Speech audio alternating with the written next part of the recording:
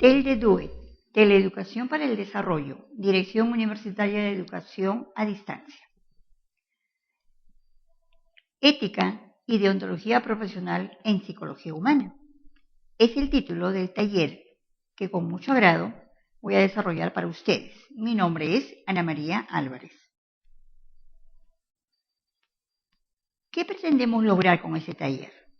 Estimados alumnos, el objetivo fundamental es que se reconozca la importancia de la aplicación de normas éticas y deontológicas en el quehacer profesional.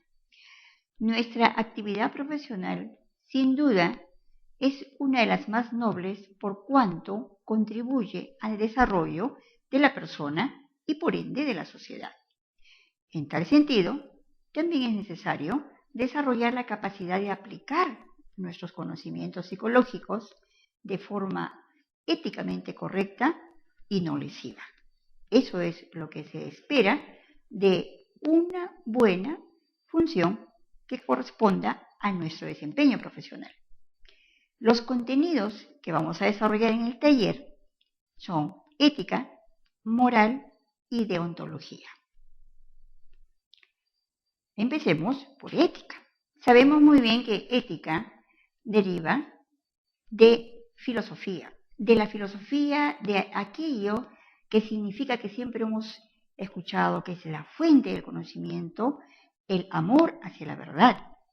Entonces la ética se vincula con aspectos relacionados con la moral, el deber y la virtud.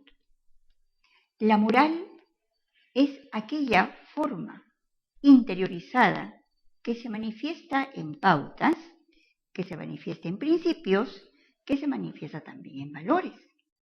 El deber nos conlleva al buen actuar y la virtud se vincula con los aspectos que tienen que ver con las normas y principios que nos orientan.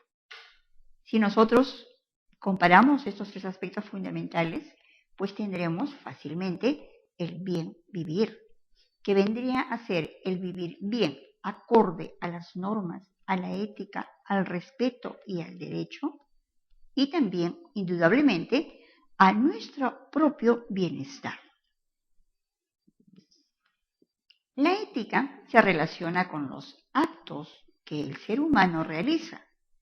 Estos actos los realiza de modo consciente y libre, es decir, tiene la capacidad, la facultad, el libre albedrío de poder determinar qué hacer, qué no hacer, qué apoyar, qué no apoyar, inclusive qué corregir, cómo contribuir para que las situaciones mejoren. O sea, la ética está vinculada con los actos, me va a orientar.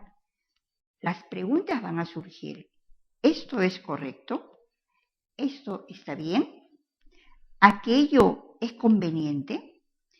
¿Esto está de acuerdo a los principios? ¿Está respetándose los procedimientos?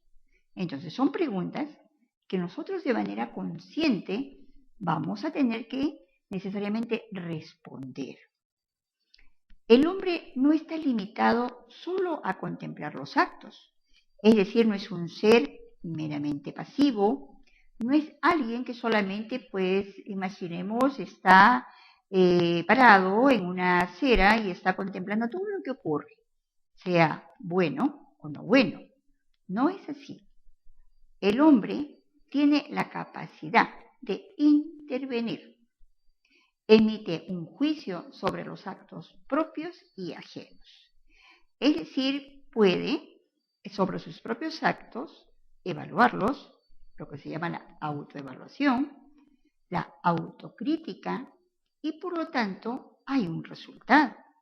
Sabremos si hemos actuado o si lo estamos haciendo en la forma de vida, en la forma correcta.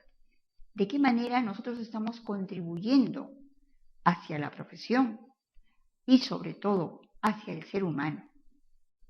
Pero no solamente son sobre los actos propios, también sobre los actos ajenos.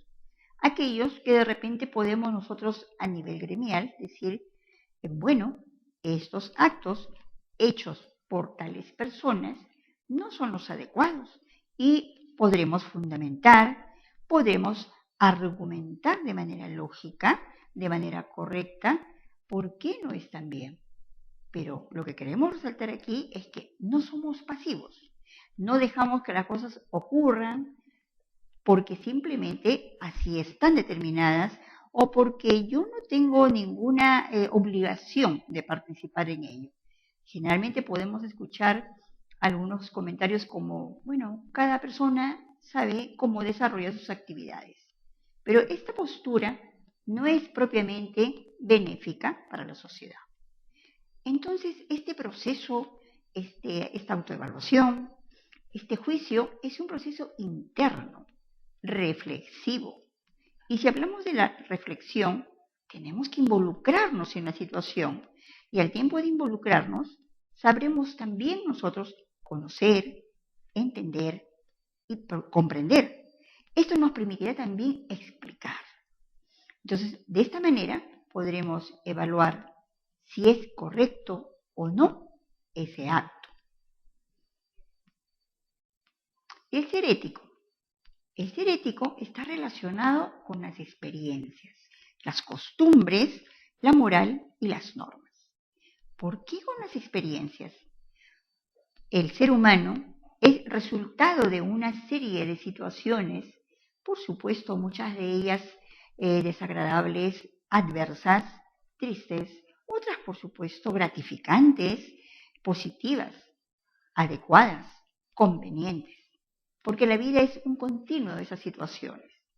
De alguna manera esas experiencias van formando, van creando pautas de comportamiento, van dándonos ciertas experiencias y ciertos comportamientos típicos que vamos a desarrollar durante nuestras diversas manifestaciones en los roles que nos corresponden.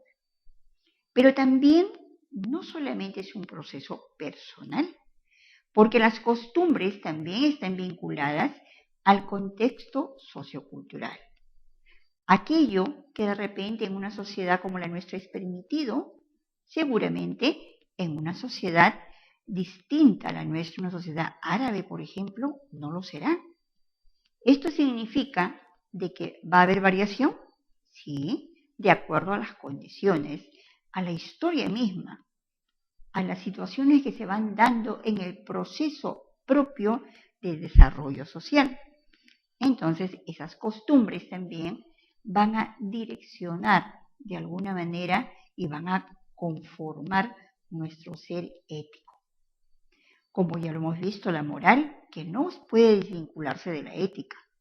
¿Qué normas tenemos? ¿Qué tipo de estilo de crianza hemos recibido desde pequeños?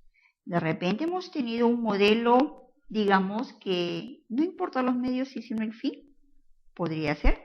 Pero estas normas también, de alguna manera, constituyen igualmente ciertas pautas de comportamiento. Pero sabemos como psicólogos que hay una gran ventaja, que nosotros podemos hacer los cambios, que nosotros no tenemos que limitarnos a una situación y que el ser humano en general puede redimensionar estos aspectos. Y no podemos conformarnos con un simple, si nadie lo sabe, mejor y yo sigo actuando de una manera incorrecta. Eso es, sabemos perfectamente, una excusa hacia la sociedad. Sin embargo, interiormente tenemos la capacidad de saber que hemos actuado bien o no. El hecho también de decir siempre hice lo mismo no significa de que no tengamos capacidad de evolucionar, de mejorar, de contribuir y de dar lo mejor cada vez de nosotros. Entonces, conscientemente nos alejamos o nos acercamos a lo correcto.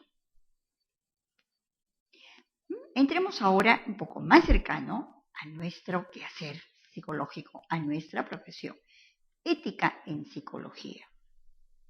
Indudablemente hay tres fuentes importantes para que podamos desarrollar esta ética en relación a nuestra profesión. Amor al ser humano para asumir la profesión. Aquí podríamos, más que explicarlo, hacernos las preguntas.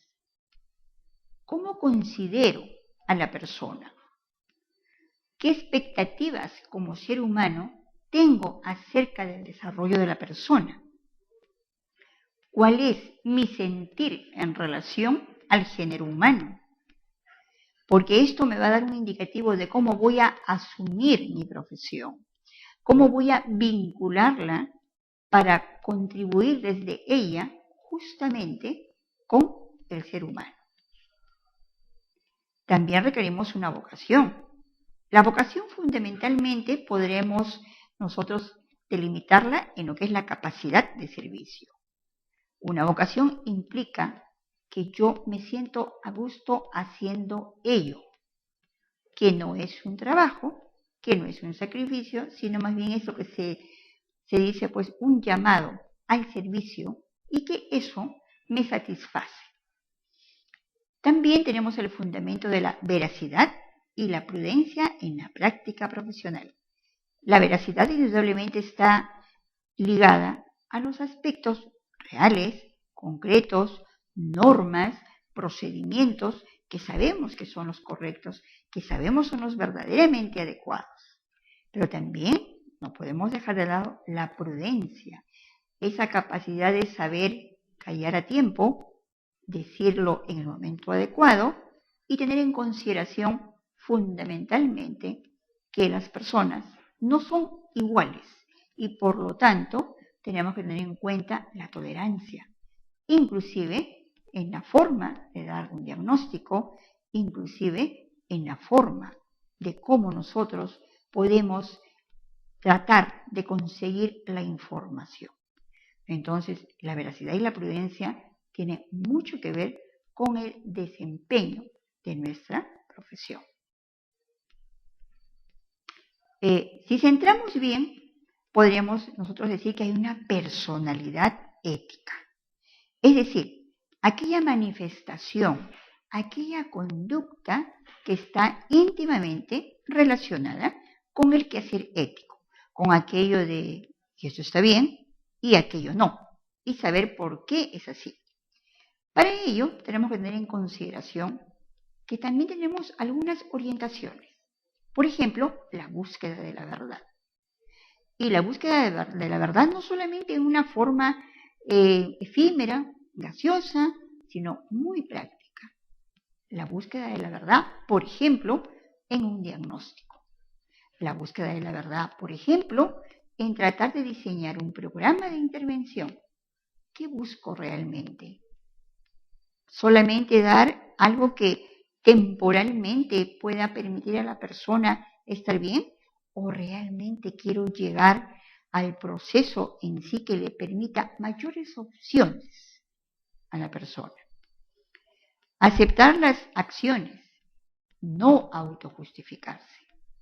Cuando nosotros hemos madurado, y por eso podemos decir ya que tenemos una personalidad ética o estamos en el proceso, entonces aceptaremos las acciones, no evadiremos, no diremos, no me di cuenta.